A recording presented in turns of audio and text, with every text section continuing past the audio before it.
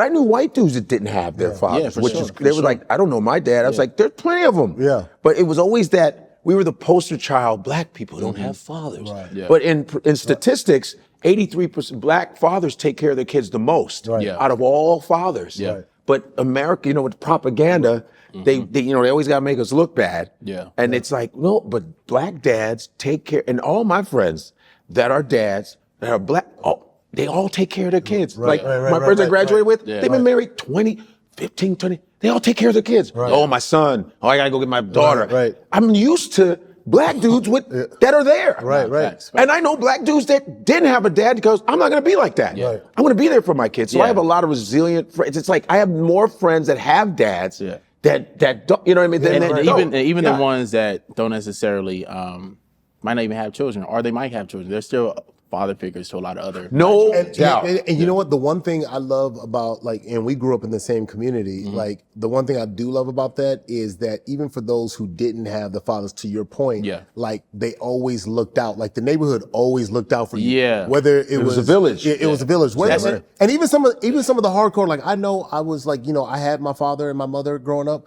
but even some of the homies on the block that was Yeah. gang banging, They said, they don't would go look to- out. like, Yep. they would look out for you. No, you see that one? No, y'all don't mess Yeah, with that man. one. Yeah. Don't And be that like was- me, man. Yeah. Y'all be going to Exactly, school, man. Yeah. I remember this dude named Flash, Disciple. You know, you guys have the Crips and the Blood and the Hoover, the You guys have Rolling the 60s. Marvel characters. We had Said disciples. Yeah, I wish it would be a great comic book. The West Coast thing. We'd be like this, coming at each other, different colors, Holding bandanas. Yeah, like, or be like, beat it. Yeah. I remember this guy named Flash, Disciple, big muscular dude. I remember, man, he was one of those dudes. His name was Flash. You go, I'm not gonna ask why.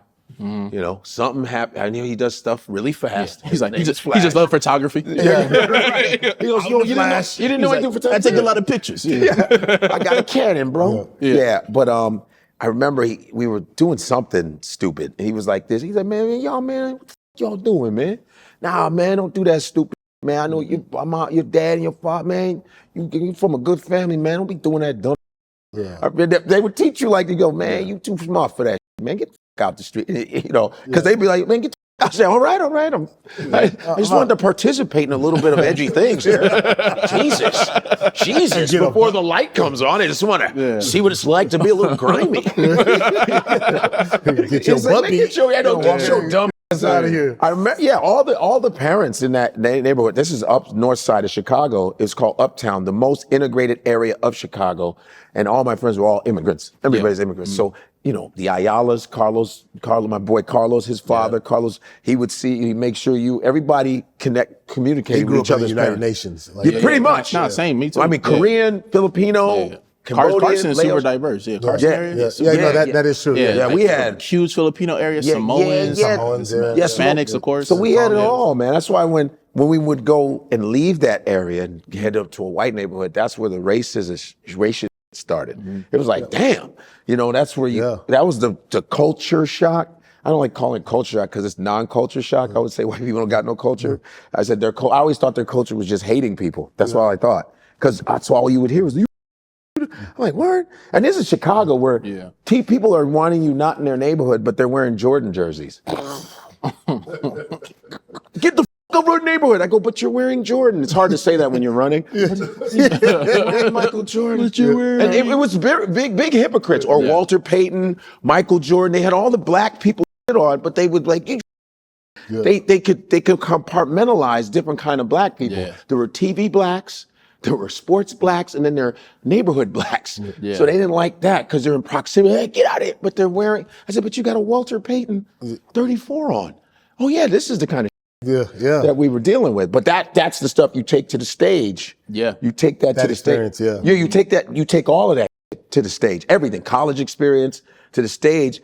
And when did you know, so what year would this be for your comedy career? When I started? What year are you in? 10, 12, 15, 16, what year is it? 2020. It's 2025? Yeah. We just go by gigs. We don't go by year. Probably like for my 15th year. 15, so 15, you've been there for a minute. 10 year is where you go, I get it. Yeah. Yeah. 10 years. You is really the know who you are on 10,000. stage, I would say. This is my voice. Yeah. I love how you guys, like comedians, like you guys are aliens. Like, I love how you guys, but I do love how comedians take everything they've experienced and put it into this funny, relatable thing. Like, I think about, like, we were talking about dads. Yeah. Like, my dad was notoriously cheap. And I didn't really get it until, you know, later in life that he wasn't really cheap. My dad was just super resourceful. Like, I remember, I don't know if you guys remember this, they used to sell detergent in like the 5-gallon. Yes. And you scoop it. Yeah, you scoop it in a 5-gallon Of course. bucket before they start making them in these little boxes. Yeah. And when we would complete the detergent, my dad would take that entire 5-gallon and we would have to fill up the 5-gallon, mix it with a combination of hot and cold to get the warmth. And that 5-gallon of water is what we had to use with a bowl, just a random bowl from the kitchen.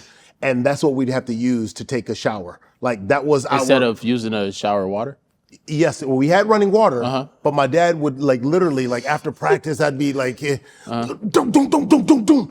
the water. Dad, I just got in here. Like the water run too long. Oh yeah. I mean, you 1 minute run that water for one. You know how you gotta, of course. you kind of just melt in the water for a second, and you're just kind of like, okay, Your what am I big gonna ass do? though. God damn. I used to lather up by the sink first. Oh man, I just go in and rinse. You just go dry? No, I'll lather up first. Dry scrub. Yeah. was your dad cheap? Yeah, he was. I mean, he was. What did he do? It was like it was cheap from my perspective, but from his perspective, it was just being like super, you know, fiscally responsible. You got Mind you, kids, he had though. 5 kids. Yeah. You have 5 kids? He's coming from, you know, Nigeria, right? He's sending money back. Yeah, right. So it's not just taking care of us; Right, it's taking no care of doubt. siblings, No doubt. you know, cousins. Tell the stories because You know? the way they are resourceful, right? Like the way they're resourceful, I think is a lot different than a lot of people experience here in the state. Like my dad could take a hanger and make it into something totally different. And we're like, well, we could have just bought, you know what I mean? He was just resourceful. Did you find things that were funny where you go, man,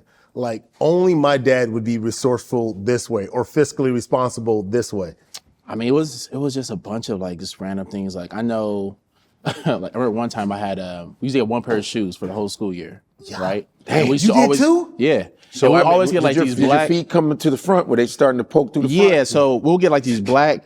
They look like referee shoes because they was shiny enough for church, but athletic enough for like basketball practice, right? So we used to get these like these shiny looking black You shoes. had all-purpose shoes. And then I remember one time I got a hole in one because I was playing too much outside, you know. Yeah, of course. I had a hole, and I told my dad like, yo, you know, think I could get like my next pair of shoes early.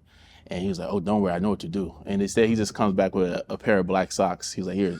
He's so He's like, they won't be able to see the hole. Just Your friends will see the hole. They'll be like, I know you ain't talking with that sock over your shoe. yeah. Did you? What about your father?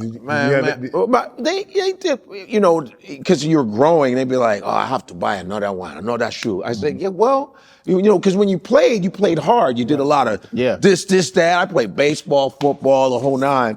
But they were pretty good with getting sneakers for us.